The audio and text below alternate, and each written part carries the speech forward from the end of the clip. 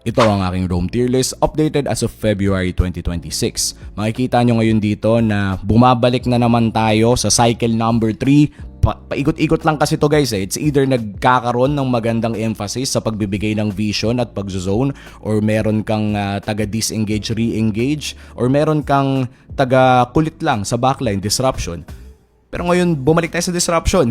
Yun yung nangyayari ngayon, no? Parang kung babalikan nyo yung mga tier list videos natin sa Rome, may time na sobrang uso ng Hilda Hylos. Pero ngayon, ito na yung apat na madalas natin makikita sa M-Series. Yung kayang gawin ng lahat ng merong konting specialization. So you have the Gatot Kacha, the safest pick by far sa M-Series. Literal, kapag wala kang maisip na roamer, sampalan mo ng Gatot Kacha, gagana yan. You have the Hilda for the best type of disruption, the Kalea for pick-offs and snowball compositions, and of course a little bit of sustain, and the Grok as well if you're going out for all aggressive mid to late game setups dahil na rin sa tectonic charge.